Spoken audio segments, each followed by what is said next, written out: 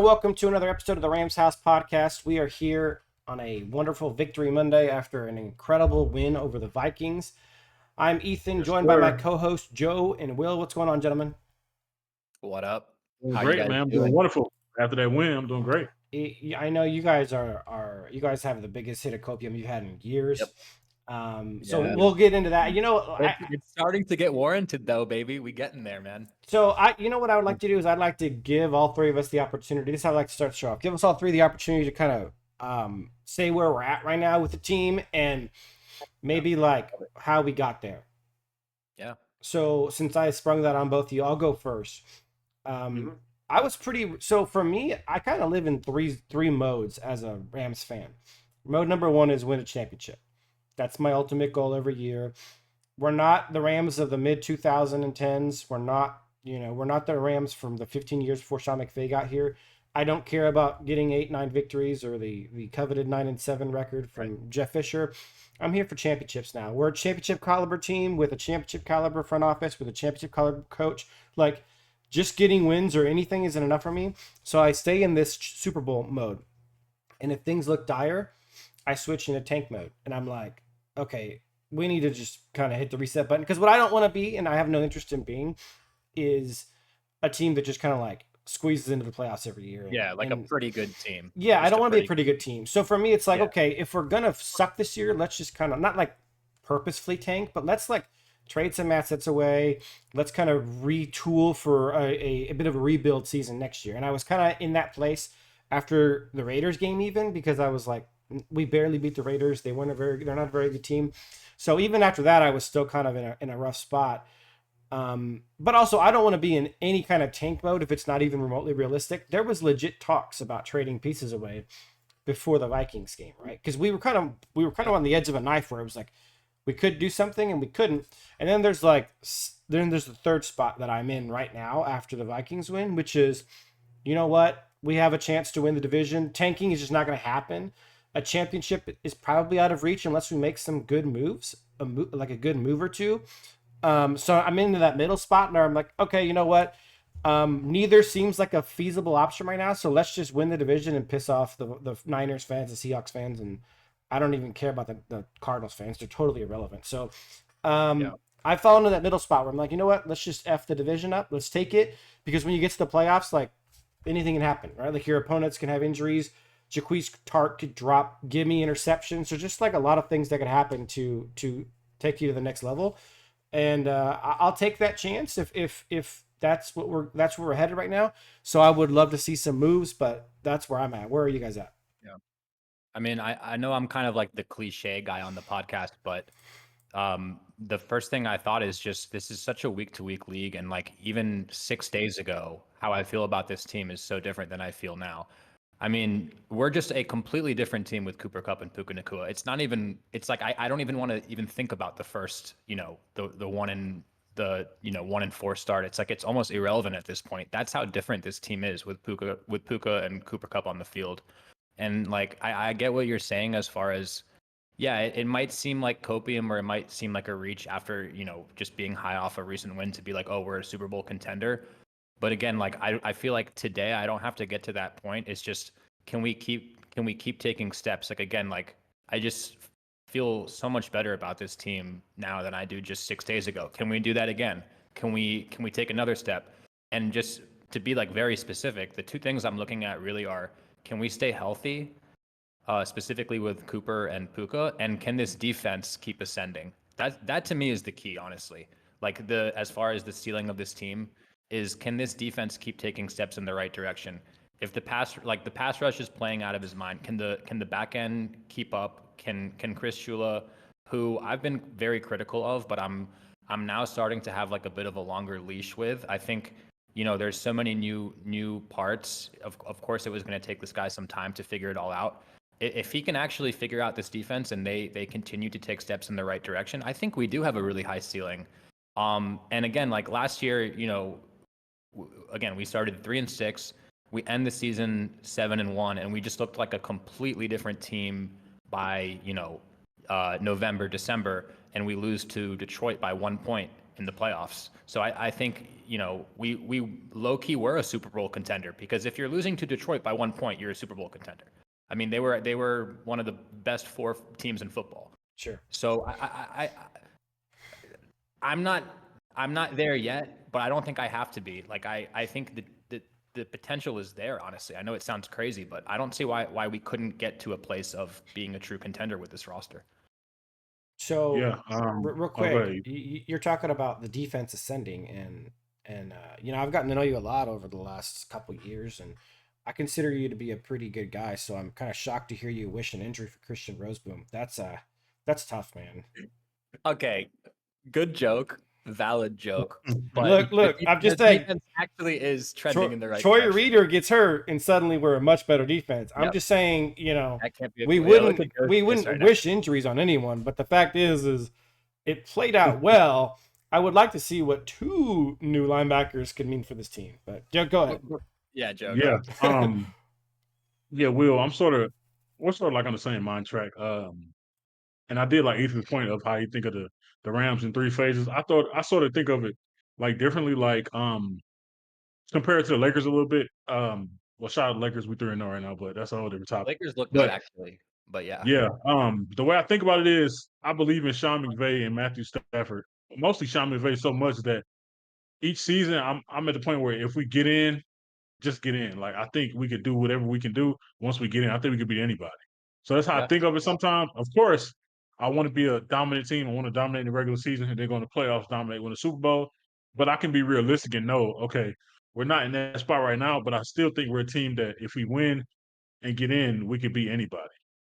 Um, I think that's probably where I'm at. And then also when it comes to like what Will mentioned that it's a different team. I'm also sort of like the cliche thing where coaches say we're 1-0.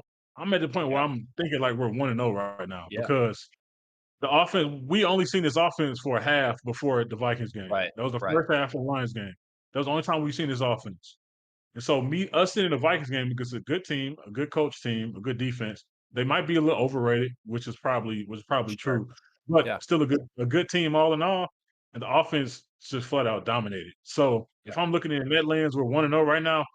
I just think, like Will mentioned, we're just a totally different team, to be Yeah. honest. And the conference isn't that scary. I mean, the best team in the conference to me undoubtedly is the Lions. We played them. We took them to overtime. I mean, Mhm. Ethan was saying offline before we started, and he's right. The Lions look a lot better than they did week 1. I'll admit that. Oh, yeah. But I think we're gonna grow and improve too. So I mean, but besides the Lions, no one, I don't. No one is really scaring me in this conference. So Yeah, I'm sure. I think everybody's other than us, everybody's 4-4. yeah, So one actually, win. who's nice? The Commanders, actually, low Oh key. yeah, shout out to Not even Commander. low key. Not even low key. Like the Well, Commanders that are was the very good. first time. Like I promise you, that was the first time I watched the Hail Mary in real time. That was, First time dude. I That ever was seen the Hail Mary in real time. insane. That was That was crazy, insane. crazy.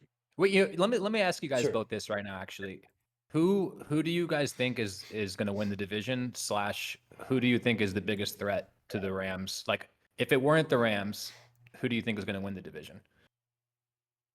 I'll Ooh, just that's a say good I question. think San Fran is the biggest threat. That's probably the common answer, but I was Oh, curious if you guys had a different Yeah. answer. For me, it's still San Fran. easily San Fran. I Okay. think low key. I don't want to say it because they're awful. Because I just don't like their fans. I just don't like the team in general. But the Cardinals are one of those weird, sneaky teams that just like what they've been doing is they don't look great, but they've just been doing enough to get wins. Yeah. Other than the week they played us, they really haven't looked great, but they just been sneaking by. And sometimes those teams always come and get you like towards the end of the season. They win a couple in a row and then just sneak in and do something. I just don't. They just The Cardinals sort of they just like a don't dark have the horse. talent. They don't have the talent, and the other main factor is Call of Duty comes out soon, so the whole team will Oh change. yeah, no. Actually, Call of Duty just came out. Yeah, Yeah. so that might have been their last win. Um, Yeah.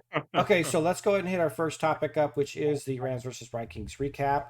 Obviously, we pulled off a huge victory. This game had a little bit of everything in it, and it was kind of bizarro world in a lot of ways, in the fact that nothing that you would have predicted from the statistics of the season before happened the way that you think they would happen. For example, we're one of the worst rushing teams in the NFL. Actually, let's go ahead and pull up some of the stats here. We're one of the worst rushing teams in football, and they didn't run the ball well at all. Like they were actually pretty awful. 2.9 yards a carry Yeah, is just trash. Um, bro. they're Elon showed up. They showed up on they're Thursday. one of the best pressure teams in the NFL, and we'll talk about that in a second when we talk about the offense, but they weren't good.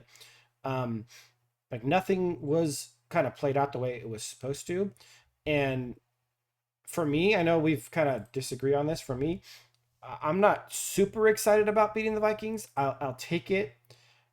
I I have am. I'm I super excited. have I have I for am. a long time, for a while, kind of been on and off on the Vikings, but I've kind of thought they were pretenders. It just all seemed too good to be true with Darnold, and even though Darnold did play decent against us, there's just Yeah, he played well. they Yeah. don't seem like a team that should be doing as well as they are. So Yeah. I do think we talked about this last. I do think the Lions exposed them to a pretty large extent, and exposed how to beat that Brian Flores blitz heavy defense. But they just did a lot of dumb stuff, and it, there's a lot of Vikings fans crying about penalties and all this jazz. The reality is the Vikings pretty much deserved them all, but they gave us like what was it, 6 first Yeah. downs. They extended Yeah. 6 of our drives with penalties, and none of them were bad calls. Yeah. They were actually There were. pretty bad penalties. But for me, there's a hesitancy because when I'm talking about predicting whether those results, continue into the future, the fact that there was some pretty flaky things from the Vikings that not every team is going to do. It definitely gives me some pause. And a lot of those drives where we got bailed out by a penalty, we ended up having some major stats and scores off of. Um, so it's not that we necessarily did anything wrong, but like not every team is going to get penalized at the wrong time over and over and over again throughout the game. Not to mention, they had a really key drop in the red zone late that would have been an easy, like Yeah. it was literally a 5 foot pass to a guy's, it hit him right in the hands and chest. He Yeah. missed, He and should have. it He was a probably would gimme have scored. touchdown. Yeah, it was a Yeah. gimme He scored. touchdown.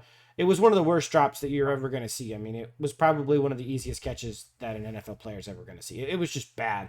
So they just made a lot of mental mistakes. And what's funny is we talked about it last week on the pod. I was like, I have a feeling the Vikings are not a mentally tough team, and I wondered if the tough defeat against the Lions would bring about some mental issues, some emotional issues. And I felt like we definitely saw that. And ironically enough, they've got the new Lions curse going on where every team that's played the Lions has lost the following week. And Yeah. I don't know if Yeah. that has something to do with the fact that the Lions are like running the ball down everyone's throat and people are getting tired and they just wear you down physically and emotionally. Yeah. But or it's just a simple fact of like the Lions exposed that defense, and now it's like because we definitely took from the Lions blueprint and we used it and we dominated them. Yeah. So Yeah. that's kind of so like I'm excited, but I'm not like it doesn't make me go, oh, we're contenders. I'm excited because it was a huge step in the right direction. But because the Right. Vikings made so many self-inflicted mistakes that we can't rely on every team making every week, I want to see more. Like I'm excited, but I'm not like, okay, we're a Super Bowl contender, we're an NFC Championship contender yet. Yeah. Yeah.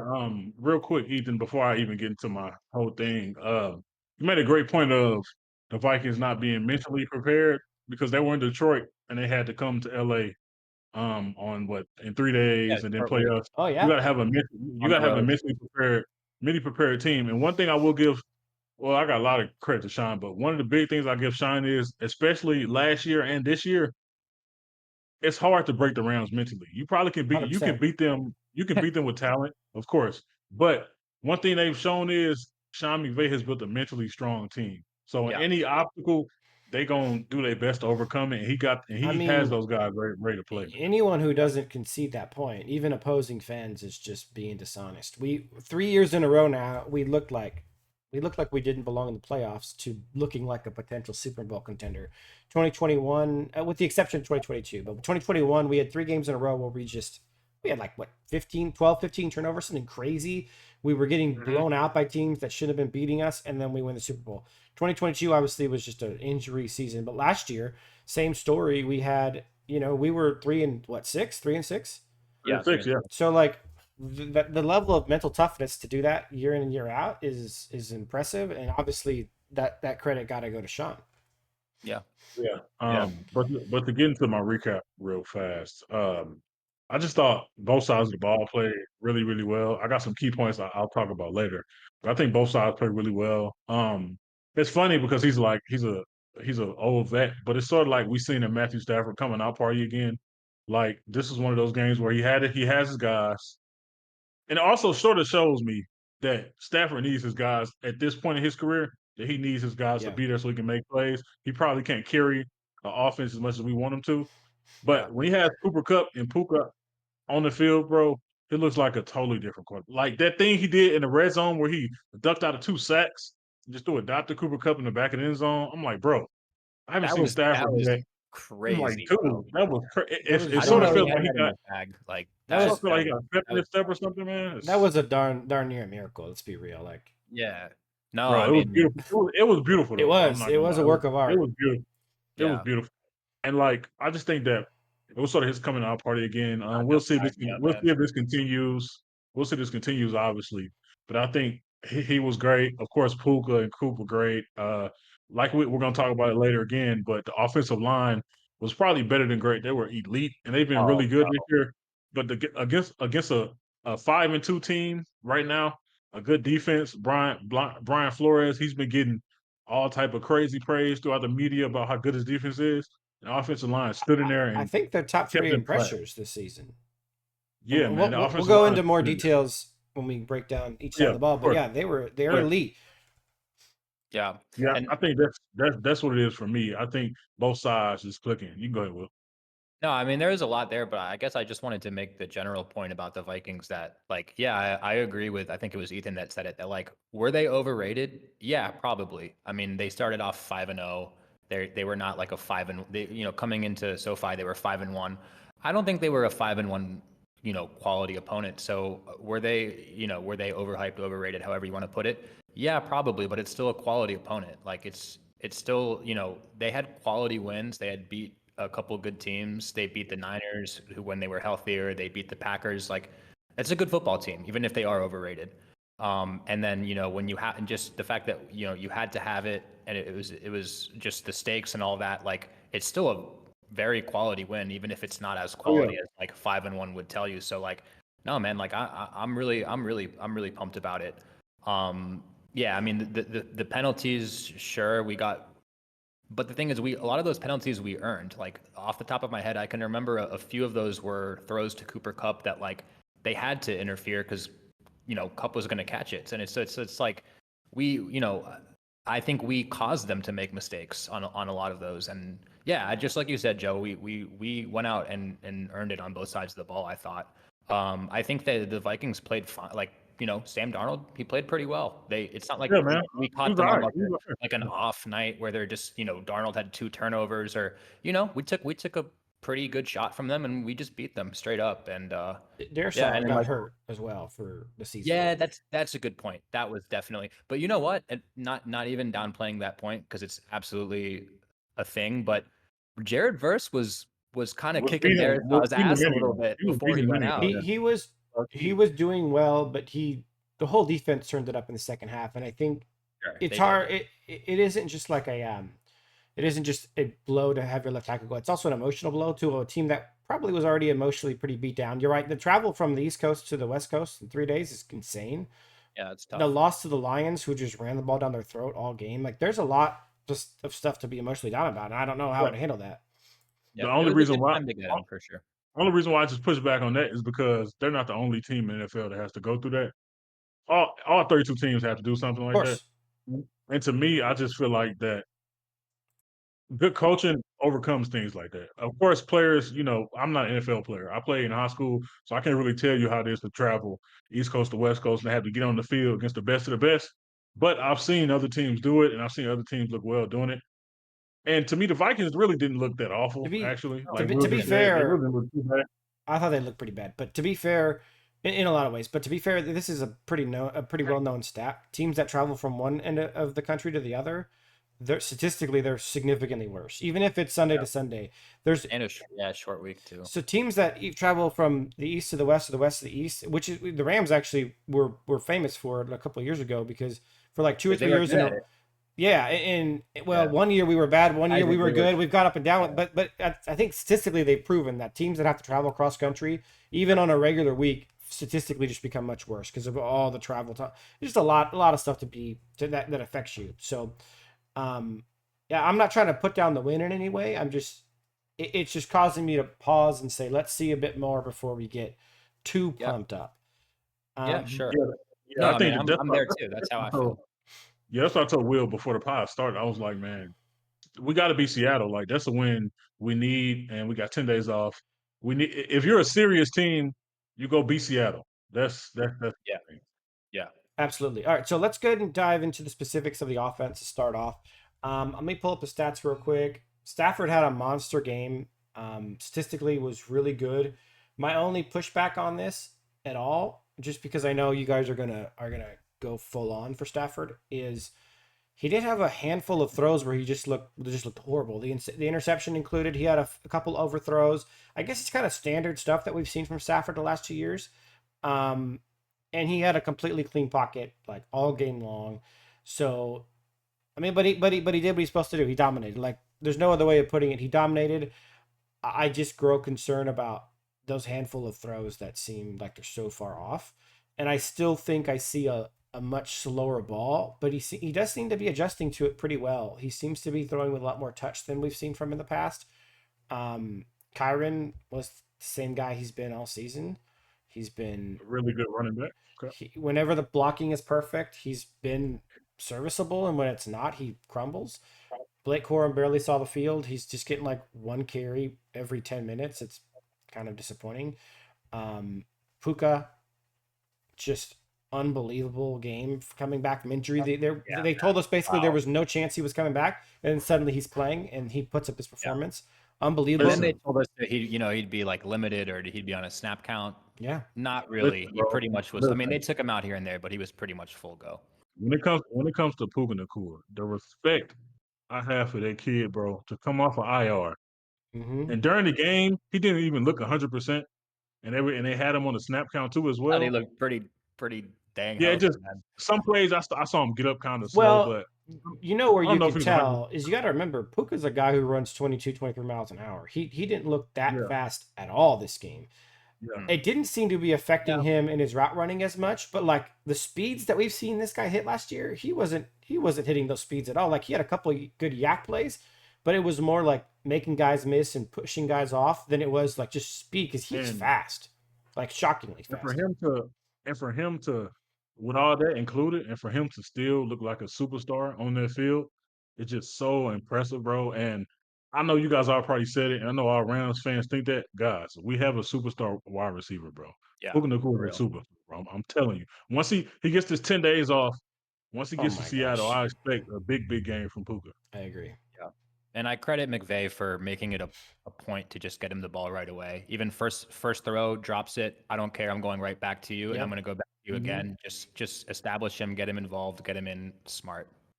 Yeah, So loved it. when we're talking about the offense, um, let's discuss some key points. Then we'll kind of go from there and have a discussion about it. First point I want to discuss is this is actually a legendarily good performance by the O line.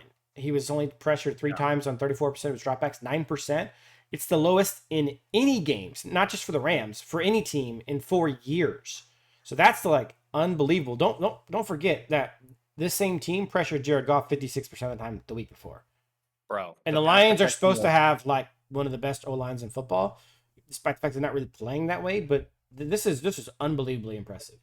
it was out of this world, bro. And crazy. yes, some of them were quick passes. There was a good mix of like, quick passes, but some of them were like long developing or like Stafford is back there for 5, 6 seconds scanning the Not field, getting Yeah. not getting like touched, you can bro. see his head going first read, second read, Yeah. third read, like hitting Colby Parkinson on the backside as like his fourth read, like Sure. all night, bro. He did whatever he wanted. Like I can't even give the pass protection enough credit. Like out of this world. It was No, man, that yeah. was so impressive. I think So Ryan Wendell. Oh, go ahead. I was just gonna make a couple more points and let's open it up to the whole offense. I just kind of want to go through these stuff that we've got. So the next one is easily our best red zone performance of the season. We were 100% TD rate in there. We had a pretty good yards per average yards per play and total yards. Our EPA was amazing, 0.35 EPA is really good. So far and away our best red zone performance, where we've been struggling all season long. And then Stafford against the blitz, they blitzed 12 times. They had 0 pressures on blitzing, which is just Which, like by the way, unbelievable. I feel like they didn't blitz as much against us. I don't know if it They was didn't. because the Lions did so well against the blitz. I'm not really sure why. I don't know if you guys have thoughts or theories, but I do basically think that's it. They felt exposed last week, and then they start off they were blitzing, and then Matthew Stafford and Sean McVay's dicing them up, and they just cooled it off because yeah, it was just yeah, getting exposed over and over again. yeah, makes sense. Yeah. So let's talk about our last offensive point here. That's basically pointing out how much Matthew Stafford missed Cooper Kupp and Puka Nacua. 12 for 17, 157 yards, a touchdown, 119 passer rating when throwing to Cooper Kupp and Puka Nacua. It was basically a guaranteed positive play when we were throwing to those two guys. So now that we have the totality of kind of like that information, is that they didn't pressure us. Stafford had all the time in the world all game long. Even when they were blitzing, we had all the time in the world. And I think the blitzing point, part of the credit for me goes to McVay for utilizing the game plan that the Lions kind of exposed.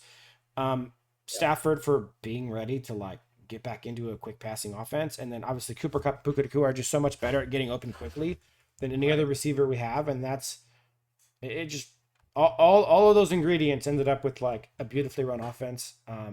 I give the main props to Sean and Coach Wendell for having the O line and the scheme ready to ball. Yeah. Yep, I was just about to say that before we start the other stats. Ryan Waddell, bro, he's been amazing. And to be honest, the only player, well, it's only two guys on the offensive line where I've seen where they just look awful, and that was AJ Curry and Logan Bruss. Everybody else looks just super solid and super locked in. Like Justin Dedich, he's look. You got another guy you think's been really bad? No, I was just gonna say I think that's too harsh on Russ because he was actually really good in the run blocking game.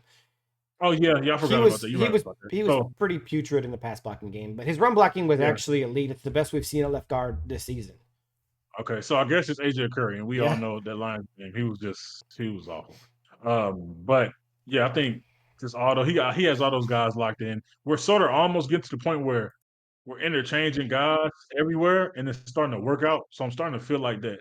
This is probably the biggest offensive line depth we had in Yeah. years, and we can plug and play guys a lot, and it's been super I impressive don't want right to be there. super negative, but um, I don't really care about Jonah Jackson coming back. The guy I want to see back is because Bo Limmer's just Oh, crushing.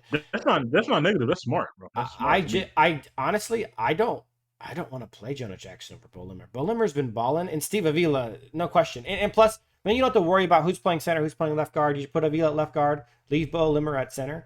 I think Yeah. honestly, I think that would be the best O line formation for the Rams, and I think it would be dominant, like top I, 5 good.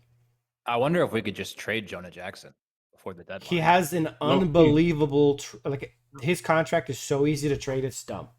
Yeah, I think we talked about this on I mean, it's a possibility. It hasn't really been talked about, but it's a I possibility. think we don't this year because we have issues with injuries so much. So I think we would probably keep it as depth, and they may move Limmer back to the bench and just have him as depth as because he is a rookie. Despite the fact that he's dominant, he's still a really young rookie. But I think there's a good season that Jonah Jackson's not up on the Rams next year. Yeah. No, all you got to do is let Jonah start the rest of the year. Sit Bo Limmer, let him be depth, let him learn some more, and then next year, game one, you just start Bo Limmer and Steve Yeah, but Avila. he's gonna Couldn't agree and more. that easily could be what happens. But I'd rather Yeah. trade I Jonah would and too. let Bo just play, develop. I mean, that's how you develop by playing, and That he's would be my he's doing a preference good as job. well. But Yeah. I mean, My if we main can get reason, any sort of return for him, like that would be such a win-win. honestly, Like that'd be perfect. Jonah's good enough to get a fourth back. To be honest, Yeah, imagine. Yeah, you get like a not to decent mention draft pick. shedding a lot of cap space for next year. But the Right. reason I think they don't do that is because they already have gone through 3 injuries on the O line and a suspension. I don't think they trade away precious depth just in case. Like what if Avila gets hurt Yeah. again, and then we've traded away Right. Jonah? Like there's just too many Yeah. variables. But Yeah, that's if a I good was point. the GM, I'd be rolling the dice exactly the same way. I'd be trading Jonah away for some compensation, no question.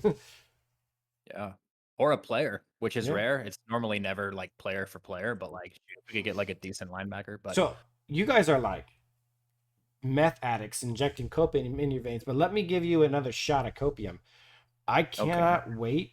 No, like think about this because I think this is a really good point, a really valid point. Do we have a timeline on Davila's return? Is he going to be back for Seattle, or is it looking Um, possible? we haven't said it. What I've been reading the tea leaves and stuff.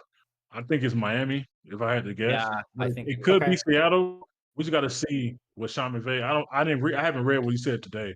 We got to see what he says for this week about Steve. But if I had to guess, it would be next week against the Dolphins. Okay. Him and John Johnson too, probably. So peep this. Let's just because we're talking about the offense. To peep this, we get not Jonah.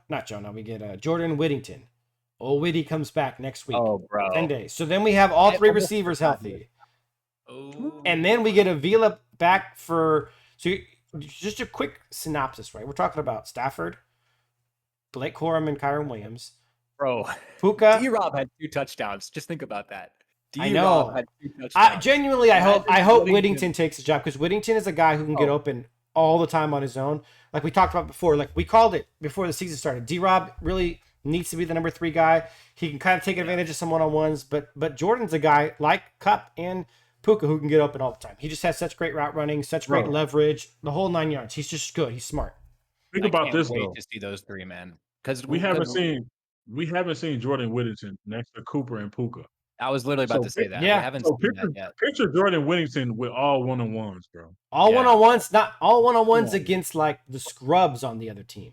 I'm genuinely getting so excited right now. Like, Dude, Whittington as the number 3 is going to be so fun to watch, man. it's going going to be so fun. And then you get a He was fourth guy winning. in. Yeah, bro, he was And winning D-Rob. when he was like the main guy. Like for a couple weeks, like he was consistently beating, like when he was the focus probably of the defense. So then like, when we go to 4 receiver sets, right? You're talking about D-Rob as number 4 being guarded by the number 4 corner. Like he showed he can beat number 3 guys and then he's being guarded by number 4. Like, dude, when D-Rob's number 4, Whittington's number 3, look, that quad of receivers might be the best in the NFL, and I don't think I'm exaggerating. Maybe you can make a point for a healthy Houston lineup with Nico Collins, Stephon Diggs, Tank Dell, and I don't even know who their 4th would be. Robert Woods maybe the 4th still. I don't know. I think it is. So, but like we're up there with quad receivers, and so yeah, I'm actually, and then Avila comes back, and you're talking about what really we've talked about this last 3 weeks. The Rams O line has been top 10, and now you add Avila to that mix, and it's like, bro, we could have it. What's we thought? We thought we would have an elite O line, and it's now manifesting. Yeah, bro. It's all that is crazy. And then just to add a cherry on top of that, we still haven't seen a great Cooper Cup game yet. Just if we do see that, just wait until we get one of those. Man, great I don't know. His first game was pretty good. But besides that, week 1. Oh, I forgot about the line. Yeah. But you're right. But that was I differentiate between a dominant Cooper Cup game because he's like making insane plays and catches and getting open in the intermediate. That was a game where like we just needed him to catch 15 balls and he kind of did catch 15. What he had like 11, 12 catches. So there's 2 different levels and differences of Cooper Cup. Like he can get you 150 yards and 2 touchdowns on 9 targets, or he could do what he did against Lions, which was like what I think he had 14 or 15 targets, and it was dominant and it was necessary and it was good. But it's different than him just going off, making big catch after big catch because he had a lot of short catches in that game. He was just reliable. Yeah, so I'm excited. Yeah, I'm excited too, bro. I'm excited. I know we already said it, but like it's worth repeating. Is just like how excited I am by the pass protection in that game because we'd seen the O line be dominant in the run game and then like pretty good in pass protection, like like good, but not like dominant in pass. Like that was, it's almost hard to be dominant in pass protection. You don't really think of it as like that kind of normally you think like in the run game you're like mauling people and pushing them around. Like they were dominating, bro. If that's gonna be the case, like if that's a repeatable thing, bro, I don't care if you have Ryan Fitzpatrick at quarterback. If you have 7 seconds to find an open receiver, bro, Stafford specifically in a Sean McVay offense because his offense thrives with time. Bro, exactly. And with these receivers, and if Stafford's gonna have that much time, bro, we are so dangerous. And then Whittington coming, man, I'm excited. So, but there's lots to look forward to. That's all I wanted to say because I'm like, even though we got a big shot of Copium from the Vikings game, there's still 2 more, I think, really important pieces that are going to come back and could add some insane depth. Because think about it, Avila's probably our best run blocker on our whole line. Yeah. Yeah. Maybe him No. Dotson. Oh my God, Yeah. man! Yeah, you did give me some like I've already been pretty high on the team, but just thinking about Woodington and Avila coming back, hell yeah, man.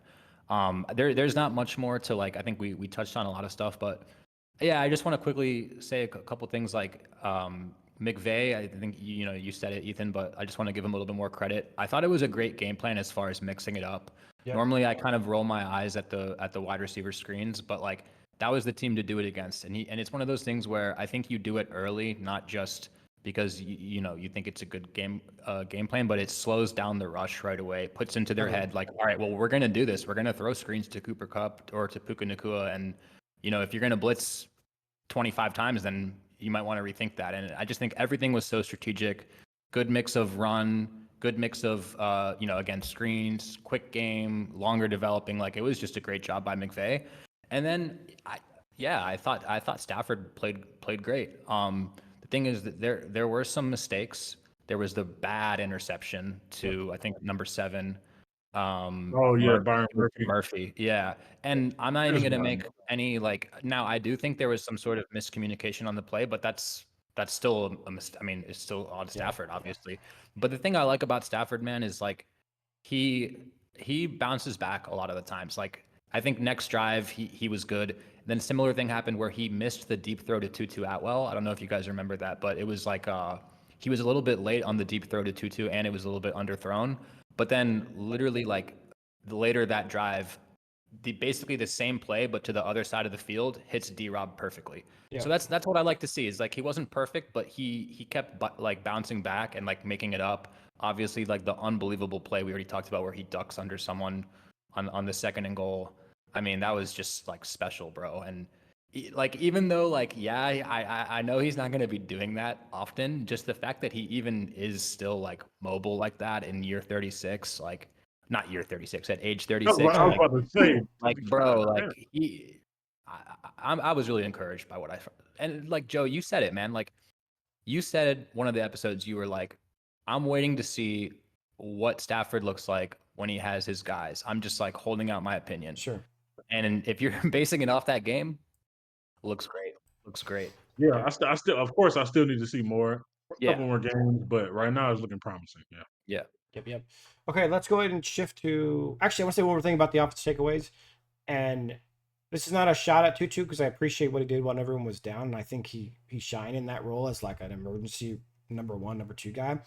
But I don't know if you guys noticed how often Puka and Cup went in motion and how fruitful that was. That's kind of where having Tutu in there as a number 3 hurts us. I Yeah. actually like him as like an emergency number 1 or 2, but not as a 3 or 4 because Puka and Cup take advantage of those motion plays a lot, and Tutu just needs to be in motion all the time to be successful. And so I really noticed how much they were in motion this game. It was just like nonstop, Right. and I thought it was really successful. So let's go ahead Yeah. and move on to the defensive takeaways. Let's pull up the numbers here. We had Kobe Turner with a tackle for loss, D. Will tackle for loss on a screenplay, I think. Ignore that half sack for Michael Hoyt. That's a fake. That was all Jared Verse. They gave him a half sack, which is just nonsense. Jared Verse did all the work there. Yeah. Actually, I think Braden Fisk was the one who flushed him out, and then it was Braden Fisk who flushed him. Braden and Kobe flushed him, and then Verse got the sack, and then Hoyt comes in at the end of the play like he did something, and they gave him half a sack for that. And then Byron Young had a beautiful sack as well. No interceptions. It was a pretty clean game that way, but we had 6 quarterback hits. I don't think we didn't have a forced fumble overall, which is a very clean game. We noticed a tremendous difference from our boy Omar Spates, who we've been looking forward to seeing all year long. He was Finally, so man. much more decisive and strong against the run. Let's go over some of our stats, and then we'll take a deep dive into it. I think this is the first one. Actually, you know what? Let's start with this. Omar Spates play. We're gonna watch one quick clip of Omar Spates doing something that a Rams linebacker hasn't done in a long time, with the exception of Bobby Wagner. So here's Roseboom's right here. Oh, you can't see this. Let me minimize it smaller so you can see it. Roseboom's right here though, doing Roseboom stuff. We got Omar Spates right here. Let's go ahead and play this play and see how this works out. So the right guard is basically having to make a decision on which guy to block. But what we've been seeing from both Roseboom and Reader is what we're going to see from Roseboom this play, which is just basically an infinite amount of hesitation and an inability to make a decisive decision and go. Watch the way Omar Speights attacks this play and makes this tackle, which, by the way, a hard tackle on a running back. I didn't think inside linebackers were even allowed to do that anymore. I thought that had been banned, but Omar Speights clearly shows us here that it's not. Wow. He gets right around the right guard. I'm literally going to let him play again. He gets right around the right guard's attempt, like weak attempt at a block. Big hit on the running back. Like, guys, we've been missing that all season long. We've been basically the worst team against the run, and they had a pretty mediocre game. In fact, let's take a look. 2.9 yards a carry. Again, I want to reiterate that. It was an amazing game against the run. Let's go on to our next point. Just really quick on Space, man. Like, sometimes you hear this like cliche that Sean McVay will say is like, if we're gonna make mistakes, let's make them full speed. That is exactly what I think about when I think about Omar Speights. Like, even if he's gonna make a mistake, like at least he is quickly reacting to the play and he's gonna go full speed.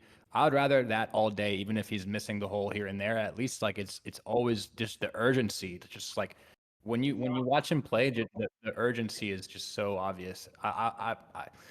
Bro, I'm so happy to see this, and I never wish injury on anyone. Sure, but of course. I'm pumped about this situation, man. Hey, Troy Reader, take your time, buddy. Rest up, relax. I mean, he's not gonna have a job when he gets back. But yeah. Final point on Omar Speights, he was the third highest rated ram by PFF. I know it's not the end all be all, but he looked good while he was out there. He made few mistakes. He was good in coverage. He was good against the run.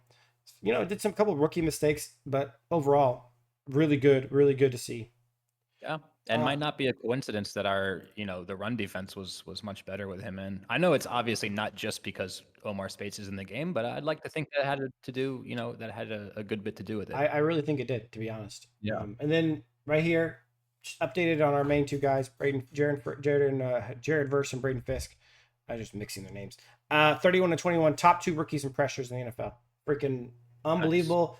And then our last one here is, now this is a shout out to Chris Shula, man. Chris Shula has been one of the most successful guys blitzing the quarterback. They have a 53% pressure rate on blitzes, and they're tied for 8th in average, which is the third highest. They're tied for 8th in average passing yards allowed on those blitzes, 5.1. Both those numbers are elite, top 5 in the NFL, and they've earned the top 5, top 6, kind of in that range, and good for him. And then the guys really getting home often are Byron Young and Jared Verse. So. That's kind of the stuff we wanted to kind of hit on the defensive side, and basically it's a dominant D line, and it's the improvement we saw from the linebacking crew with Omar Speights in there instead of Troy Reader. Yeah, and I want to give a big shout out to the secondary. I think they had a really nice game. Particularly, I know I've been doing sort of my own little thing where I do every week. Don't make this guy a star. No matter what player it is. I had to up it for Justin Jefferson since he's so elite. I had to say don't make him a superstar. So I think one thing, right?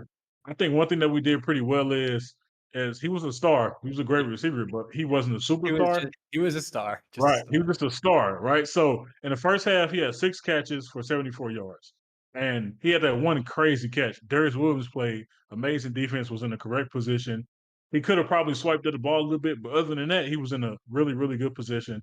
And Justin Jefferson is just Justin Jefferson, so he caught it anyway. He bobbled a little bit and still caught it. But see, the second half, he only had 2 catches. And I think that's extremely, even though it was for 41 yards, it was only 2 catches. We've seen Justin Jefferson games where in the half, he can get the ball 6, 7 times, and then he'll score 2 touchdowns or something.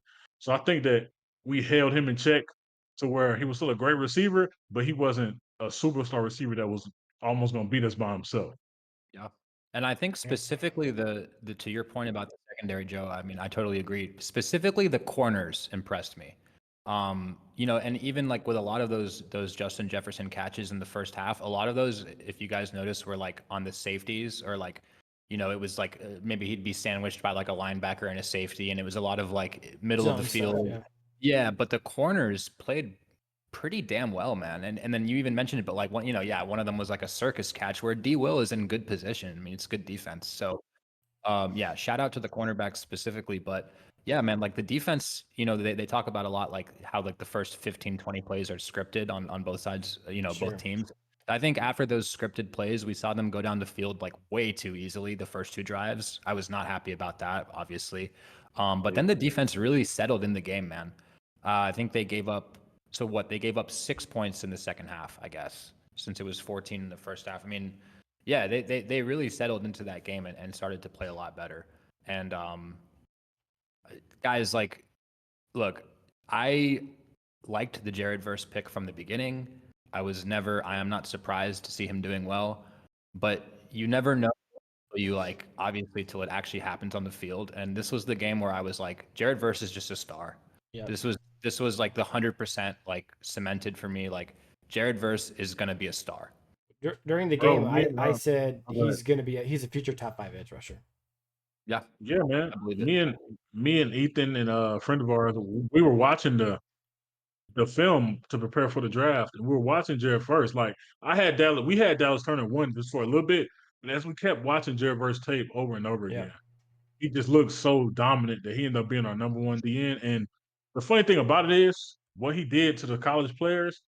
He's doing that to NFL players. That's Yep. just crazy how Yeah. physical he Oh yeah. is, how strong he is, and also it's a play. I wish we could have showed it. It's a play where he hit a nice. It was a swing move on the right tackle of the Vikings. So that's just showing that he's kind of versifying his game to where he's not just bull rush power, that Sure. he can do other things. But yeah, Will, Yeah. I'm with you on that. He's a star, man. So He's a star. Yeah, man. we were convinced he was a star before the draft, and I know that you have to wait to see it. One of the things that I've noticed, like when you talk about things that translate from college to the NFL, some of the main factors that I look at is basically number one, is there like a plethora of pass rush moves, right? That's one of the reasons why I fell in love with Aiden Hutchinson, because he had a plethora of pass rush moves. He could beat you in a lot of different ways. Then Right. it's the motor. The motor is insane. It actually reminds me of Hutch in a lot of ways. The motor, the plethora of pass rush moves, and then is he able to play with physicality and speed? And then the final point is, does he have the athleticism, which is what we see from the combine and other stuff like that, to back those things up? To me, that's like the whole 9 yards. And then the kind of the cherries on top, because this can be learned, but if you have it, is the hand fighting and the footwork. And I'm not exaggerating when I tell you guys, Jared Verse has a plethora of pass mushrooms. He plays with physicality and speed. We've seen him win bending over around the edge. We've seen him throw guys into the quarterback. We've seen him winning with finesse moves, power moves, and then he's got an insane motor. I mean, he's got a top 5 motor for me as far as defensive lineman in the NFL goes. He just never stops. Never that one sack he had, and the first sack he had, where he was just pushing and pushing and pushing and pushing, and he just never stopped. Like that was a pure motor sack. It's unbelievable. And then he's got the hand fighting, which he's still improving, but it's good. And then the footwork, like some guys just hit you and you go, they have all the tools ready to go. Like we watch other guys like Latu, where it's like he could be really good, but he's not there yet. He doesn't have all the tools. He needs to develop them, and maybe he will, but he hasn't shown them thus far because he has missing tools. Man, I was 100% on Jared Verse from day one. His film was so darn impressive, and for me, he was one of the very few guys where I felt confident saying he was NFL ready to be good from day one because he just had it all. How many Yeah. guys have we seen that just had there's nothing? Like some guys can be super athletic and all that stuff, but the motor's questionable, or maybe they're just pure speed guys. They don't have a physical side. Like, bro, it's so crazy how complete of a player he is. Yeah. Yeah, the last guys we've seen have it all was probably like the Watt brothers, the Bosa brothers, Totally. and Ed specifically, guys like Right. that. But I do want to go back to something Ethan made that made me think of something. We were talking about the matchup between him and Darrishaw. Yeah. And the same play that Darrishaw got hurt, I noticed something super crazy. As soon as the play said, I mean, as soon as the quarterback, as soon as Sam Darnold hiked the ball, Jared Verse went to a Oh my bull rush gosh. and pushed off. And literally, Darrisaw was like this, hands in the air. He flew back a couple feet, Yep. and Jared Peter reconnects again. That's just showing you how powerful he is. That Darrisaw is a good left tackle. He's Great not a left top tackle. 15 Oh yeah. left. Oh yeah. Oh no, Yeah, he's a really really he's top He's 10, very good. top 5 borderline. yeah. He's a good left, and they gave him a huge contract too. Yep. And I feel bad for him for that. They gave him a Yeah, huge contract and he's out for the season, for but sure. he is a really good left tackle. And Jared Verse had plays to where he showed you like I'm a rookie, but I can still overpower you. That's just how good he is. Oh no, It was impressive. Verse was working Darisaw before he went out for sure. I think I said it earlier. Like absolutely, even if Darisaw stays in that game, I think Verse has a great game. He was showing that he could He get. was I good, mean, man. I love how too like McVay kind of said it in the press conference that he's got kind of this like a-hole thing to him. That's what Where I love. I he's a bit love of a, like I he's a love bit of football players. I don't know, I don't want to say the word, but he's got a mean streak, and like I love having that on the defense. I don't know if you guys Yeah. saw the mic'd up, but he was like chirping Justin Jefferson. At Love first, it. I was like, bro, you probably shouldn't chirp Justin Jefferson. Then after a few minutes, I was like, you know what, F it, let's go, baby. Like, Yeah. I love He's I one love of those everything guys. about him. He's one of those guys that you love on your team and you hate to play against. Exactly. Yeah, Yeah. he's one of those guys like that. Just to keep heaping praise on him, because I do think he's not Aaron Donald, obviously. He's not an all-time great player yet, and we can't really put that on him, but to the same degree, it's like the point that Joe made was so good, is that he's so explosive. His immediate transfer of being down to power is just off the charts. He has one of the fastest get offs in the NFL, I think. And in that point, so not only he got the timing down of that ball being hiked and going out, but the explosive strength he shows from that quick get off, bro, it's like almost cheating. He just it's almost cheating, because he doesn't have a legitimate weakness in his game. I guess the only weakness you could speak of right now, which is just like rookie stuff, is he's struggling to finish and wrap up and all that jazz. When you're talking about run stopping, when you're talking about pass rush and all that, run stopping and pass rushing, he just doesn't seem to have a weakness. He's good in all phases of those two main components of his job, and it's just, dude, I am. It helps ease the pain of losing Aaron Donald to retirement. I will tell you that. Yeah, for sure. Because I was terrified of, like, it's been so long since we didn't have a dominant defensive player, and I was nervous when AD retired, wondering like, what is life gonna be like without a dominant player? And then it's like, we didn't have to wait. It's immediate. Yeah. Yeah. It's just, I love players that we draft and that, like, they get you invested. And dude, I've fallen in love with Jared Verse, bro. Like, I love Bro, Jared it's Verse, such man. it's such an I amazing really, really feeling. like him. It's such a when you draft a legit star player, it's such a surreal feeling, bro. It's just such it's surreal, man. Yep. Bro, the skull, when he got the sack and did Oh the my skull, like goodness. basically saying Oh, like, yeah. get the F out of here. This is SoFi Stadium, like telling the fans to stop, chanting and all that. Like Mhm. that was the moment where I think I was like, yeah, I freaking love this guy, bro. Yeah. That was amazing. And like, by the way, like, not to, I guess, if it's okay, I'll just shift gears for a sec. I already mentioned it in passing with Omar Spates, but it was like too quick. I need to like reiterate this because the defense deserves credit. The run defense was really, really good. That was the biggest, like, as far as defensive takeaways, that's my biggest one by far. That was the biggest surprise for me. Aaron Jones, good back. They're a good rushing team. We really, really held their running game in check. That I feel like that was the weakness of our defense by far, is our rush defense this season. So hopefully that wasn't just a flash in the pan. It's just 1 week. Like, even against the Raiders, we let Madison run all over us. So Totally. I don't know if it's just like a random flash in the pan, but I would love for that to actually be trending in the right direction. Again, Omar might have been part of it, but that was great to see. I agree. I'm with you, man. Yeah. All right, so let's move on to stock up. All right, so we'll start with the offensive stock ups. I'll get us going, and my stock up is going to be Cooper Kupp, and here's why Cooper Kupp is my stock up, is because, I mean, in my heart, Cooper Kupp is a Triple Crown Hall of Fame level receiver, but so it's hard to go up from that. But we were all talking about trading Cooper Kupp 2 weeks ago. Not only was he good, but he seemed to be fairly healthy. He seemed like, that's one of the things that has me hopeful for him for the rest of the season, is that in the past, he's had these injuries that he's missed a couple games with, and it seems to have lingered for like ever.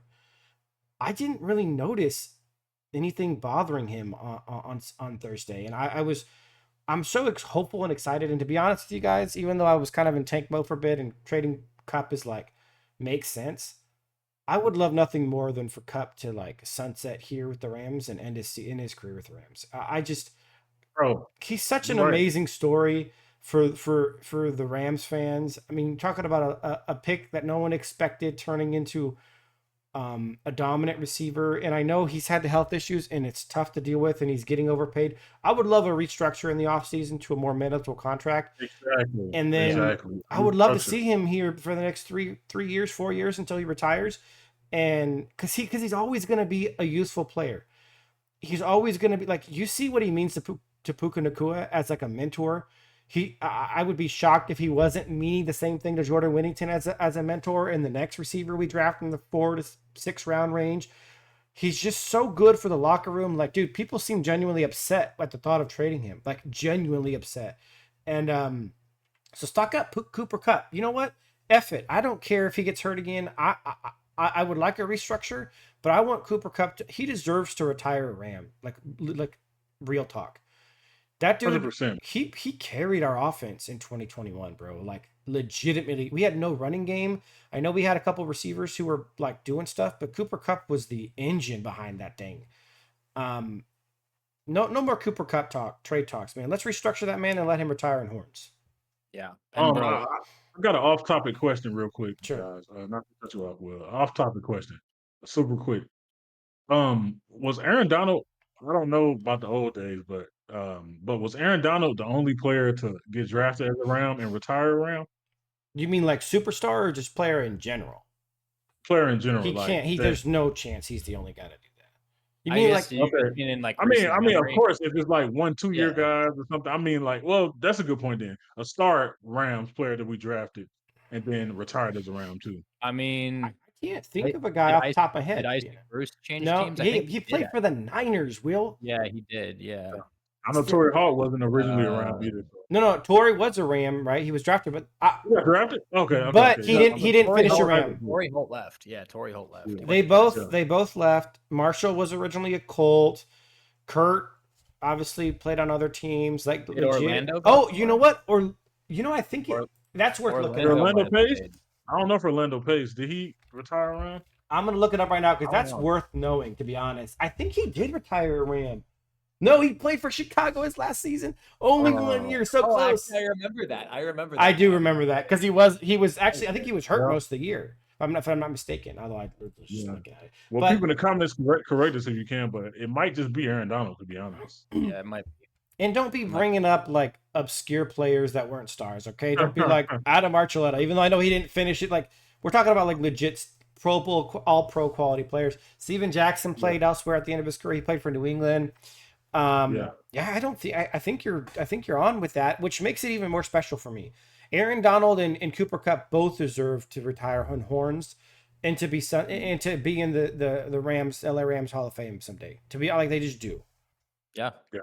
I meant to say this earlier, but it fits here too. Is like it's crazy how massive of a game that was. As far as like Ethan, I remember you saying at some point, I think it was the State of the Rams address episode, where it was like the Marvel timeline, right? Where like there's so many different directions that this could have gone. And if we lose that game against the Vikings, it's like everyone's saying, "Oh, we're going to trade Kupp and we're going to trade this person," and like even Stafford and like. All of that changed with this win was like one of the biggest regular season wins I can remember, as far as like how much it shifts just everything, as like not just the trajectory of the season, but the players moving or not moving. And like, man, like it can't even be overstated, like how big of a win how impactful of a win that was. 100%. And not only that wasn't only a fan thing too, because I want to rewind to before Thursday, by the way. Puka Nakua was almost in tears talking about Cooper Kupp. Mm-hmm. And if he was positive there was no chance Cooper got traded, dude would have been like, yeah, I'm not worried about it. Cooper Kupp was almost in tears talking about it. He said, I'm gonna go play wherever my feet take me. His answer was very ominous. He seemed unhappy and a bit sad. He wasn't like, oh, I'm not going. I don't want to say unhappy as in angry. He seemed unhappy as in he seemed pretty sad about it. That question. Yeah. McVay didn't say anything positively. Remember what happened after the game? All the players, McVay's like, yeah, Cooper Kupp's not going nowhere. Like there was a definitive shift in everyone about the Cooper Kupp situation after that game. So you are like dead on there. Yeah, no, the feeling is we are so back, baby. Mm-hmm. That's the feeling after the game. It's crazy how similar it is to last year, man. It feels it's true. We're doing. Like I said, I still think we have some holes, but like we also have trade capital. We also have the ability to fill those holes. I think we should be making moves because the division is well within reach, and then you get to the playoffs with like, let's be honest, we're a championship level talent. We have championship level coaches. We have championship level players like Matthew Stafford and Cooper Kupp. Like, dude, let's do this thing. Yeah, no, we should be buyers at the deadline, man. Grab a 100%. linebacker, like I yeah. flipped on that quick. It only took a week, not even a week, 4 That's days. it's hey, when facts change, we change our opinions. Bro, Yeah. Like that's we're bro, back, baby. We're freaking that back. just shows how much you love the team, man. Any glimmer of light that you can grasp onto, we gonna grab it, bro. Yeah. That's But just it's real now. Like this isn't copium anymore. This is like okay, we're back. yeah. Okay. I still gonna take a week at a Okay. time, but like Yeah, I'm Oh yeah, I'm in the a better Seattle game is the Seattle game is just as important to me. To be yeah, honest. totally. yeah. I mean, But we got realistically, based on our opponents, we should go on a winning streak, like a really good winning streak. And then when we get guys like honestly, John Johnson III might be the biggest guy we get back outside of Puka Nakua and Cooper that's Kupp. actually it's a low key, very big Because return. the safety position has been rough without him, Yeah, 100%. and he dominated. Yeah. So okay, so I did stock up. Did you guys do stock up? I don't think we. Okay. No, we I'll got go. pretty I'll go. sidetracked. Yeah, we did. I'll go real fast. That was a good. That was a great. Yeah, no, combo, I'm here for it. My stock up is obviously Puka. I don't even have to talk about that long. It's Puka Okay, Nakua. yeah. He had 7 catches, 106 yards, coming back off of IR in the game that nobody thought he was going to play until the day of. So Yeah. him to just come out there and do that was just super impressive. And if you got money, and if you took some money out just because he got hurt and put an IR, I would say put your house on it. That Puka Nakua is going to just get better and better and better every week. I don't. Yeah. I don't want to bring race into this, but I have a thing for Polynesian players, bro. I love Polynesian players so much. So when Puka comes back tough like that, I'm not surprised. He reminds me of like an offensive version of Troy Polamalu because they get Swiss Army knife. He can kind of do a little bit of everything, and he dominates. Like even in end arounds, he does well. But like he blocks well, he runs well, he does good after the catch. He gets open well. Like bro, his contested catches are well. Like if he was Madden, I'd be bumping him up every week in all the categories because he's just.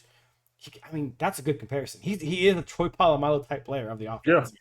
I don't want to keep switching the conversations before Will goes, but one thing this year, for some reason, I've been watching a lot of college football, and like I used to back when I was younger, I used to be an avid fan, but I've been watching a lot, and I've been watching a lot of BYU, and BYU was really, really good this year, and that's where that's where Puka Nakua went to school, and their head coach, I think he's a Polynesian guy, and you can see the toughness in him too, just as a coach. So I can already tell that the way he built Puka into just a tough kid, man. I guess they're built different over there. Yeah. My stock up, I'll just keep it simple. I'll keep it short. It's Matthew Stafford. I think we already talked about it a lot, so I don't really feel like I need to say much more other than all 3 of us were kind of like, man, what's going on with this guy? Gets his 2 weapons back, looks really good. That's pretty much it. Matt Stafford stock up. So, and yeah, that's fair. And I think Joe's point is really on point about maybe Matthew Stafford isn't the same kind of guy who could like carry a team solo, and we learned that for the first bit, but what we also learned is that when you give Stafford some time and he has receivers who can get open well, he could still be a Super Bowl caliber quarterback, and Yeah. he has that experience that's necessary. So that's a great stock up. 3 great stock ups, and there was a lot of options on offense because the whole offense played pretty well. Yeah. All right, let's do stock up defense. Let's do this quickly. I'm gonna go Jared Verse just because I went from thinking Jared, like I said, I went from thinking he was really good and he was gonna be a stud to like thinking he has the future of like.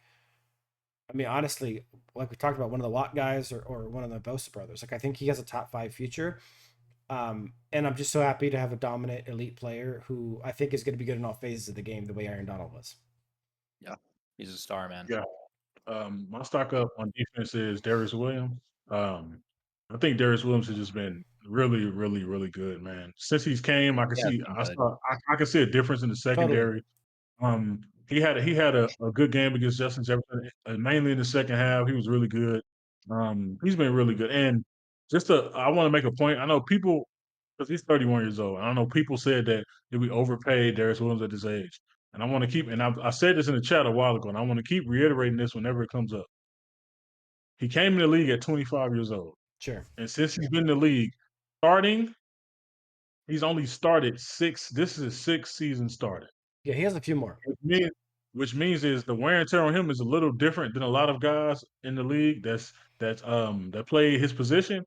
So he might have a little bit more juice left than the usual 31-year-olds. And to me, he's shown that. Last year in Jacksonville, he had an underrated, really good year. And this year he's starting off pretty well. So Darius and Williams, my son. and there's, because I'm the stat guy, there is validity to that they've proven statistically that age is less of a consensus idea of decline or predictor of decline as snap counts is. Right. Which makes So complete sense. Yeah. which makes total sense, and I think that's pretty true amongst basically every positional group except for quarterbacks, who tend to develop into being stars much later than other positions, and for much longer than other positions because of the nature of the position. It's so much more Yeah. cerebral rather than physical.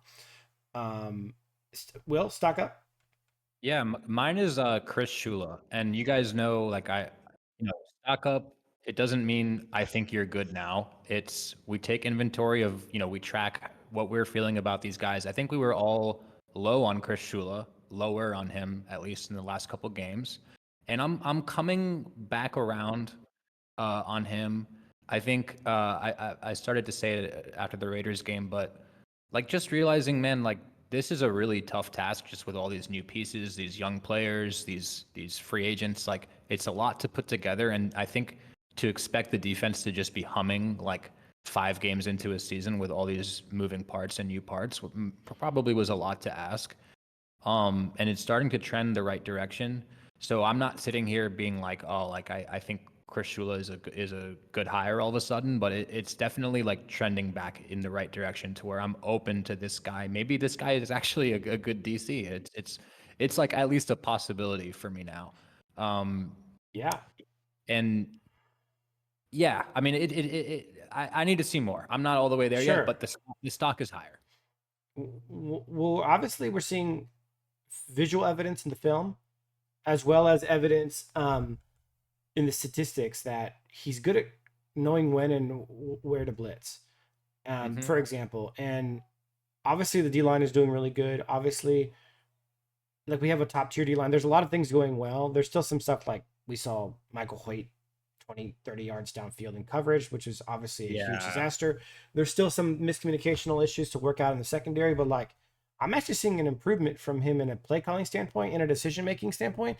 I think a big aspect of that also is, and actually I wanted to do another stock up. I know we already done it, but Omar Spates deserves a stock up because he went from a guy who I was excited to see get some playing time because I thought he would do well to a guy now that I'm certain can do well with some playing time. So I'm yeah, there's just a lot to be excited about on this team right now. Let's go ahead Yeah. and transition into stock downs. Offense is going to be pretty hard to do a stock down on because really everyone who played did pretty well. I know that Will, you had one, so why don't you lead us off? Sure. I mean, mine is Blake Corum, and I don't want to. Maybe it sounds like I'm being like a little bit back and forth on this guy, but it's not that I'm back and forth on the guy. Actually, it's that I'm back and forth on his role on this His team. situation, yeah. Yeah, and it's it was a big game, and what he got 4 carries. Simply put, I just don't think this coaching staff trusts him fully right now. I don't know how Sure. else I can rationalize it or explain it other than that. I don't think they fully trust this guy for whatever reason. So stock down Blake Corum. I'd like to see him some more, but I don't know. Yeah, it doesn't feel like he's going to get consistent playing time at all this year. Yeah. I agree. So, Yeah. yeah, it's like I'm on. Well, I don't really have a stock down on offense. I think the offense was really like that complete. I guess I can just piggyback off Will stock down with Blake. We all had a whole lot of stock in Blake to begin the season, and the smart thing to do would be to take some money out just because his role he's playing right now. I don't know how it's going to pan out to, you know, to end the season as we go through the season. But hopefully he gets more playing time. But right now, it's looking like it's just something. It could be something in practice or something that they see that they just don't like 100% to play him a lot of snaps. I don't know what it is, but yeah, that's You just know my stock down. they've said that it was pass pro, but I actually been impressed with his pass pro so Yeah, far. He's he's had some good pass pro he's reps. been he's Yeah. been good. He's been good Yeah. on some. He's I had So just some don't. good I'm even more and confused than ever. yeah, in that No game, way. I think in that game, one of the He few had a good plays he great, had was picking up a blitz, and then advance Stafford play. Yeah. found Puka. So You know yeah, what? like I don't know, it's weird. I was thinking the other night when I was watching the highlights. I was just randomly thinking maybe it could be that because they know they're running Kyron a whole lot. and they know it's a chance that he could get injured, I was thinking that too. and maybe they might be trying to That's conserve an interesting Blake point. Corum. We, Yeah. we also They could talked be trying to about conserve him. the idea that it seems like the Rams are headed towards this strategy of just drafting running backs and kind of running them into the ground and then getting the Mhm. next rookie guy so they never have to pay anyone. I don't know that for sure, obviously, but that might be the case where they're just like, hey, we're gonna be able to run the Corum into the ground for a couple years after Kyron's done. So let's I actually conserve think him. that's a good theory too. I don't love it, but I think that might be the likely scenario we're headed towards. I kind of do like that strategy. It's It's not ruthless, bad. but it makes a lot of sense actually. Just run Um, them into the ground and move on to the next cheap it guy. is I mean, ruthless, but it does make yeah, sense. Also, yeah. So, all smart. right, my stock down. I remember now is going to be Colby Parkinson, and man, I just don't know what the heck's going on with this guy. Somebody said, I don't remember who it was. I think it was my buddy texting me, and he said, Colby Parkinson just looks like he's afraid of contact after he catches balls. Yeah, His we were his talking about that the other episode. Yeah, he bro, his running, watching him after the catch is painful for because someone that big. there's been so many times where he's caught the ball. I was like, okay, that's a first down, only to see him get wrapped and tackled so easily, and not even like try to like fight for yards. It's weird. Yeah. I think his blocking has been fairly mediocre as well. Like, I would rather have Puka Nakua, Cooper Cup, or Jordan Whittington blocking over him. And the other thing is you're talking about. We thought he was going to be our full time starter until we saw more of Tyler Higbee coming back from injury. Which, does Tyler Higbee even exist anymore? I don't know. But I wanted to show this because I think we're talking about stock down and not just being about performance, but also being about um, like what's happening with the situation in the player. So he got 88. This is a snap percentage: 88, 81, 100, 87, 79. And then we've seen a dip in the last 2 weeks to like that's darn near 50% of the snaps that he's getting. And so I'm definitely feeling a little bit concerned about that. And to Yep. be honest, like to be totally honest, I kind of haven't disliked what I'm seeing from the other tight ends, mainly Davis Allen, who I think had a couple catches last game, if I'm not mistaken. Right? He Hunter Long had a nice Hunter nice no, yeah, rollout. I'm thinking of Hunter Long, Hunter Long, who Yeah, had that nice catch. And I've actually liked the blocking about as equal of both those guys as I have Colby. So yep. I thought he would be like an average starting tight end, and I don't think he really is being that at all. Yep, probably not. I mean, I know a lot of people. Um, they've been on Jake Ellenbogen about his take of going to get Njoku from the Cleveland Browns, and I don't I know would if that's love the that. move. I would love that. That's a great pickup. I don't know if that's the move I would do. I'll probably focus on defense, but if we Correct. did get him, that'd be a great pickup. But my only thing is the only thing I've been having a problem with is why not get tight ends and see if you can find the best one? It's not like these guys are Sure. getting paid George Kittle money. You can get off of them. Yeah, yeah. So especially Davis Allen and Hunter Long, you could just really just cut them. So why not just see if you can go find a tight end that fits perfectly? Because we've never had I don't think we've ever had a tight end that we can say, okay, he's a top 10 tight end Yeah, in football. Maybe never. Tyler Literally Higbee, never. maybe Not in that my lifetime. 2018 season, maybe. But when Yeah. have we had tight ends to where we can say, okay, that's a top 10 tight end? Yeah. And I really want that just because you add that to Puka, Cup, and Whittington, you get into the territory where year by year you're gonna have a number one offense over and over and over again. Yeah. We've never got to see what that looks like in a McVay offense. Sure. Like a real tight end, like when he had like Yeah. Jordan Reed in Washington. I'd love to see. Yeah. It's not that I'm against the David Njoku trade. I would just much rather fix holes in the defense. I think they're much bigger holes. Yeah, of course. It's like if we're totally healthy, our passing offense is probably going to be top 10, whereas our run defense is bottom 3 right now. So like I would especially you talk about the Browns. They've got a guy in Jock who unfortunately looks like he might be injured for the whole season. I haven't seen an update on that, but he's like an all pro level inside linebacker. And then they've got Dalvin Tomlinson, who's like a great block eating nose tackle, which we desperately need. So like help up the middle. So tight end is just not on my priority list right now when we have huge holes that could fix major leaking issues for us on defense.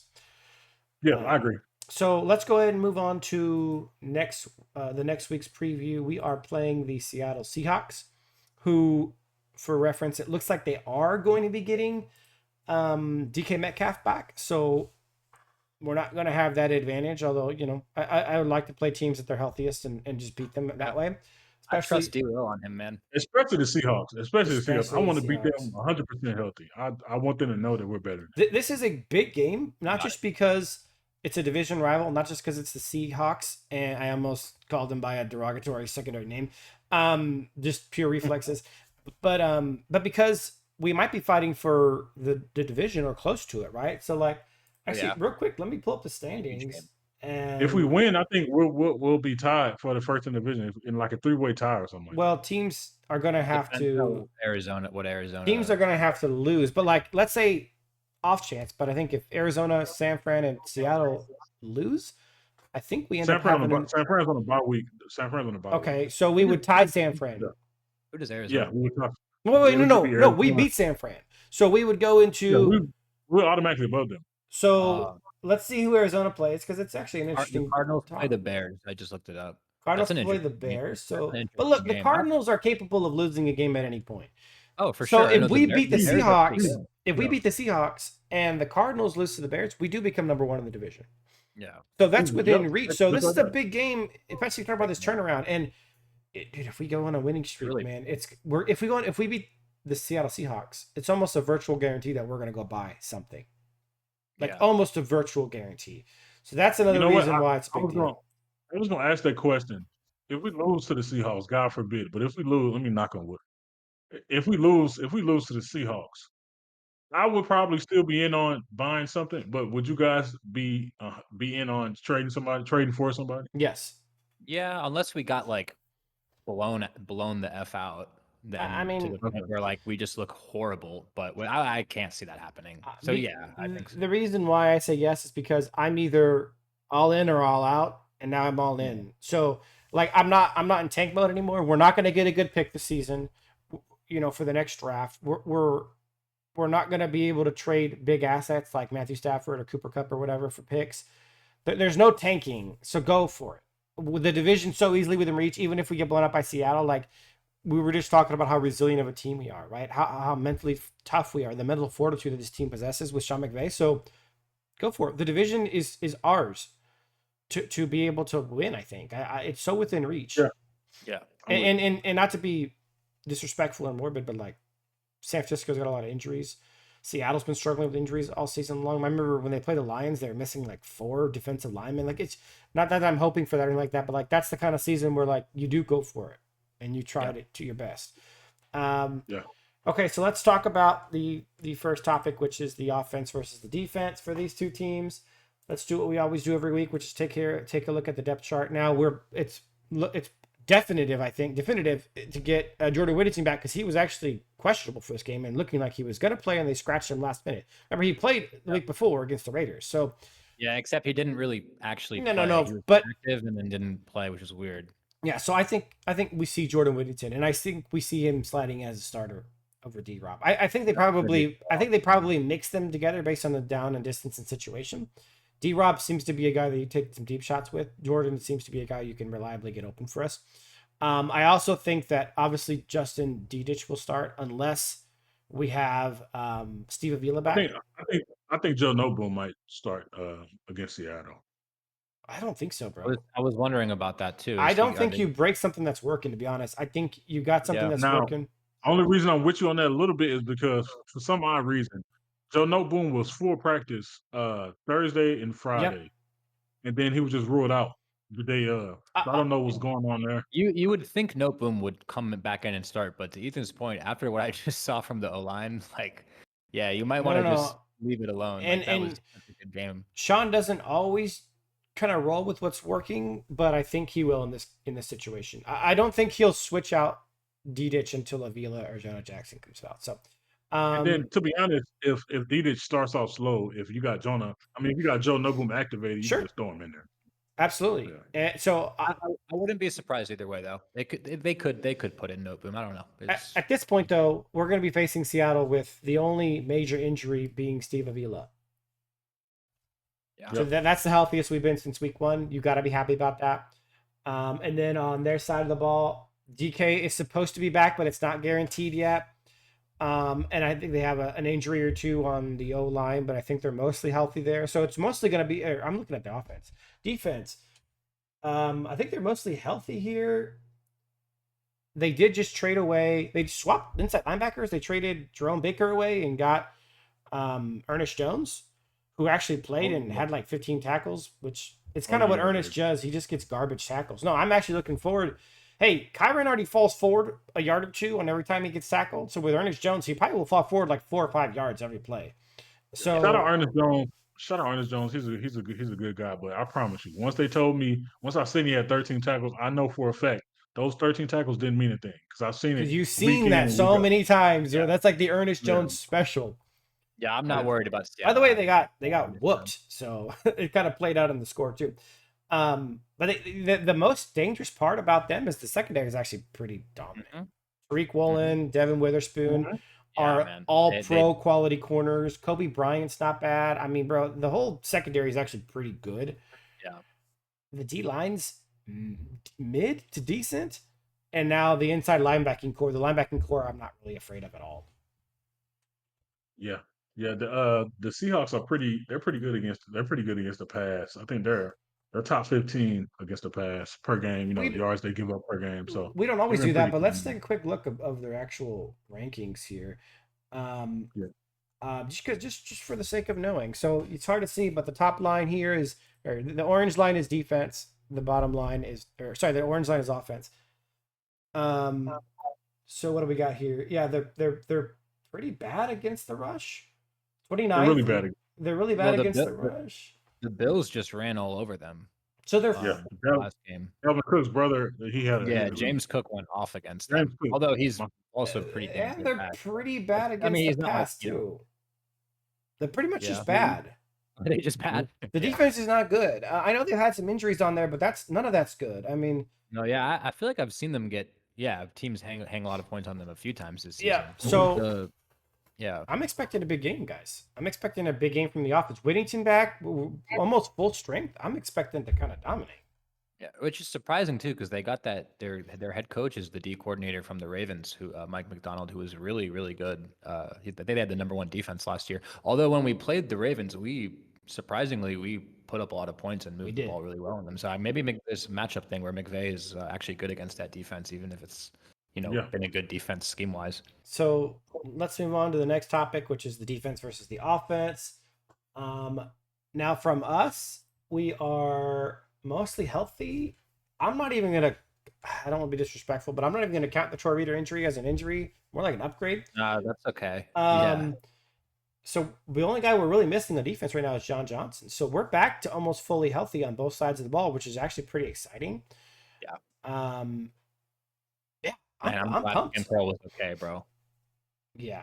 That gave me a scare when Curl went out and Kinchins had to come in. I do not trust Kinchins at all. No, but it was only a little bit.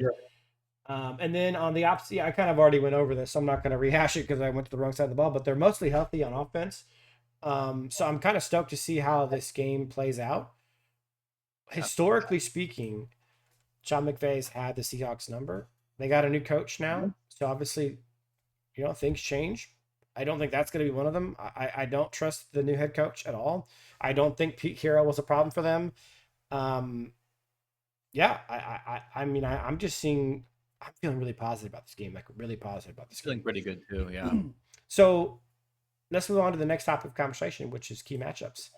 You know what? I'm gonna steal one of the key matchups from that I heard Joe talk about earlier, which is, or both of you really mentioned, I think, which is actually D. Will versus DK Metcalf. I actually think that's a really interesting matchup because D. Will's kind of turning into our #1 guy.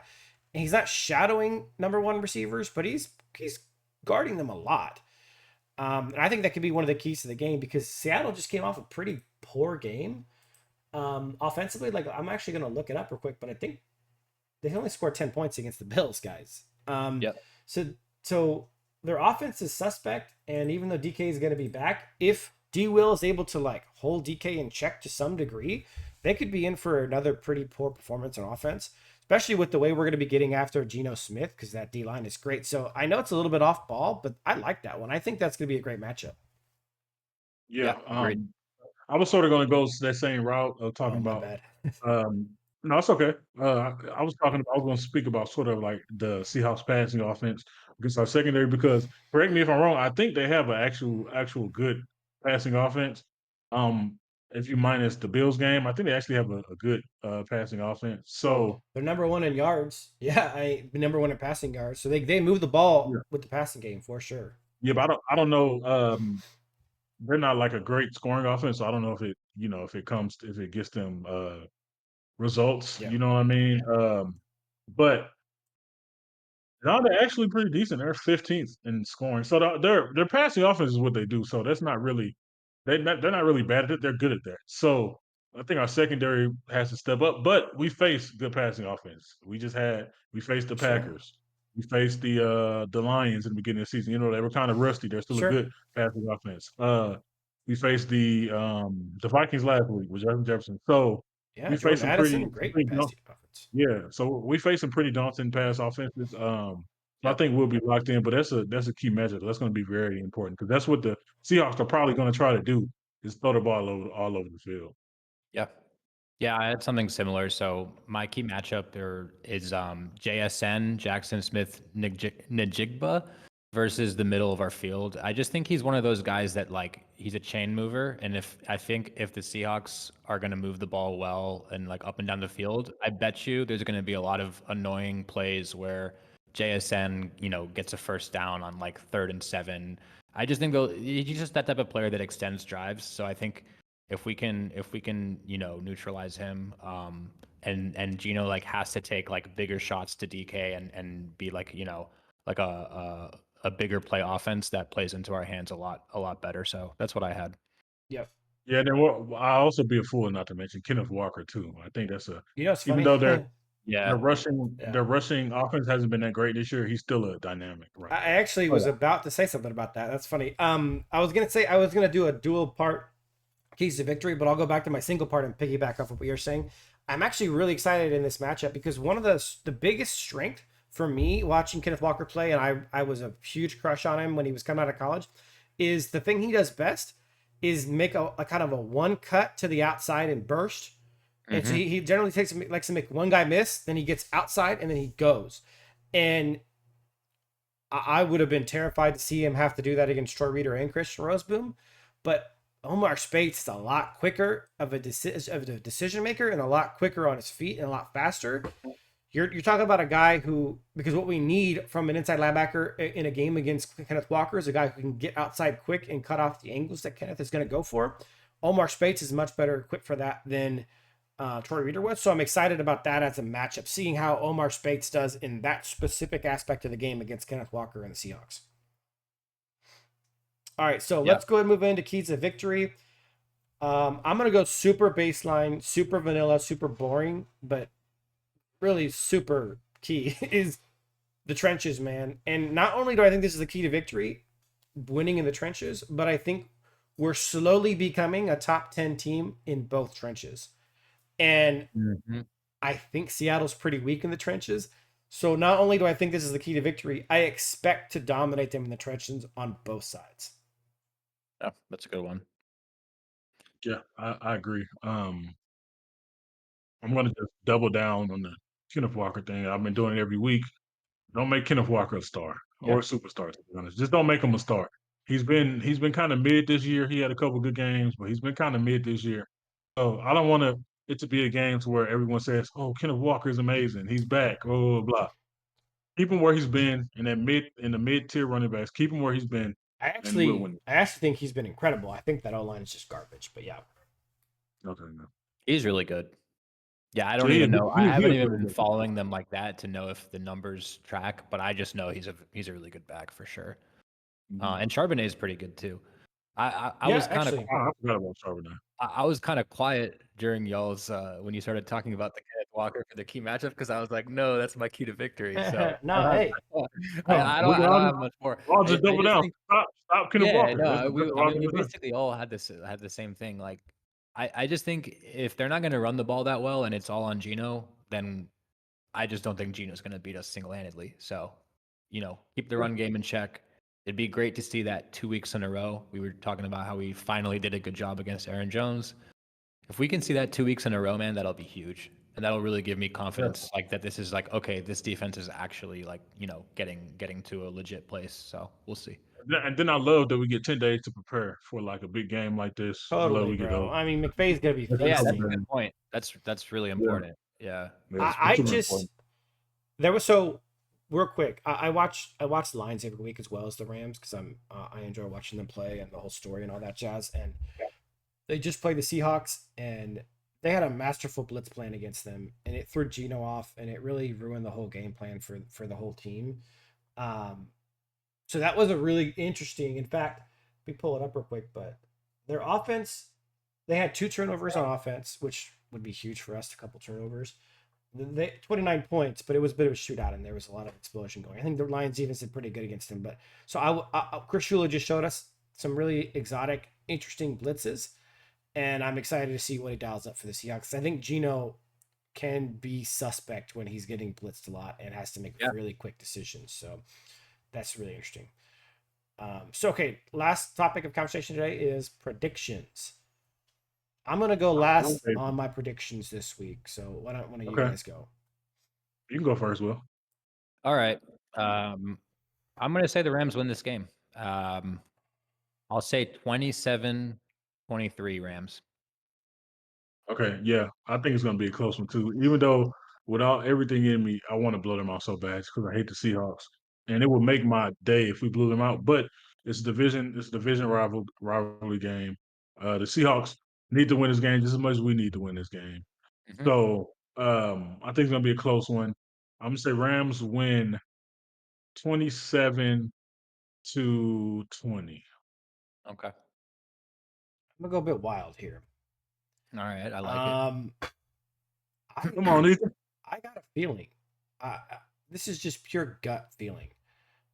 I feel like I feel like we started off with a decent week one, but we had injuries that deflated our team, and then like emotionally deflated the team, and really left a lot of holes on both sides of the ball. And I'll tell you what, man, I haven't seen the players and coaches as amped up as I did after the Vikings game in a long time. Yeah. And part of it, to be honest, like, I really think this is true, and this is totally out of my own head and not based in any kind of real source of reporting. I think there was a good chance we traded Cooper Cup if we lost that game. And the way Yeah, everyone's I agree.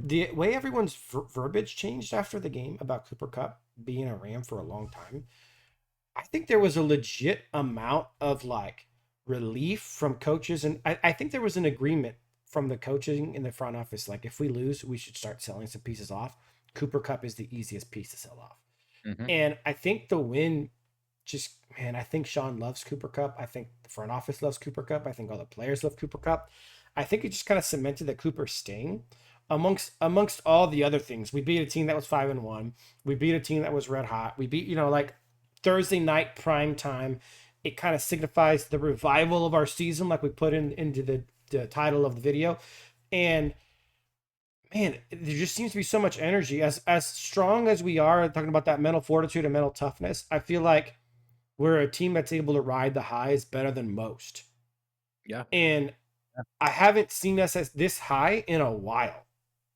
Even Yeah. when we made our run last year in 3-5, like we were pumped up, but it almost felt like Undertaker kind of stuff, like Tyson Fury against Wilder, right? Like we just came back from the dead. Like I think we were so close to tanking, and now it's like we're going for the whole thing. I don't know. I have this gut feeling the team has just been utterly rejuvenated. We're going to be the healthiest we've been since week one, and we're going to come out. I know this is a really long prediction explanation, but I think we're going to win. I think we're going to win 35-24. Okay. I think we're going to explode. And to be honest, 35. I'm not even sure about 24. It might be less. I have a feeling a blowout's coming. So 35-17. Say that. Yeah, maybe 35-17, 35-20. I have a feel, bro. I just think the offense is about to go bananas. I love it. Maybe Yeah, I'm maybe there with maybe that's a foreshadowing that Corum's going to get more carries and touches. That would be nice. That would be I would love, and this isn't a shot at Kyron at all. I would just if Blake got 10 touches and got like because he's home run capable, I would love to see a home run from a running back. I don't care if it's a screen or a run, like a 70-yard touchdown. Oh my gosh, bro! I would be so pumped up. Yeah, man. One thing I do want to say is, um, the one thing that could make it only reason I said closer, I forgot to mention, what could make it closer is the weather. Seattle just has awful weather, and against the Bills, it rained a lot. It wasn't no monsoon type of rain, but it rained a lot, and I know that probably could play a factor into maybe a turnover or something. Or the Rams might try to. If it's raining, I don't know yet. I'll have to check.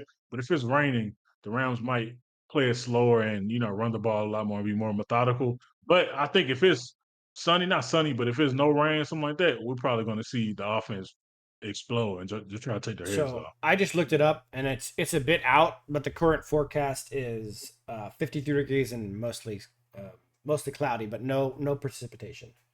okay. If it doesn't rain, bro, that offense, Sean McVay is going to try to throw it all over the field. Yeah, I'm really interested, like specifically to see what Jordan Whittington's role is like. I know we already talked about it, but that's just like last thing I'm going to say for the episode. I'm just going to Yes. get my eye on, is he just going to be the full time like wide receiver 3? Are they going to split it with D-Rob? But either way, like with the attention that Cooper and Puka are going to get, like, dude, I just think Whittington. I don't know. Dude, I'm going to be really he interested to could see how he explode. does. He could. Yeah. I remember I predicted that one game, and he almost had 100 yards on a touchdown. I think he was just shy. I just I feel like it's all coming together. I don't know. I haven't been Yeah. this excited It's coming all together, season. man. It feels like it's all coming together for us.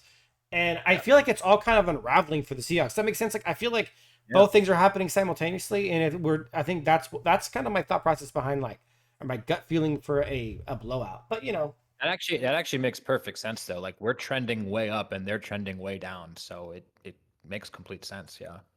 if I see Jordan Whittington get the majority of the wide receiver 3 snaps and Corum gets like 10, 12 touches, I'm going to be the happiest Rams fan in the world. Like, because that's the future, really. That's the future to me. Assuming we don't give Kyron an extension and we're just kind of going to start revolving running backs, I would just love to see it and get a blowout, man. We could be having the best Victory Monday in a while next year or next week. Man. Yeah. Yeah. All right, guys, that is it for this episode. We appreciate you guys watching. Please comment, like, subscribe. We're going to keep bringing you guys these weekly videos every Tuesday, 7 p.m. Eastern. Thanks for watching, guys, and we'll catch you next time. Thanks for watching, guys.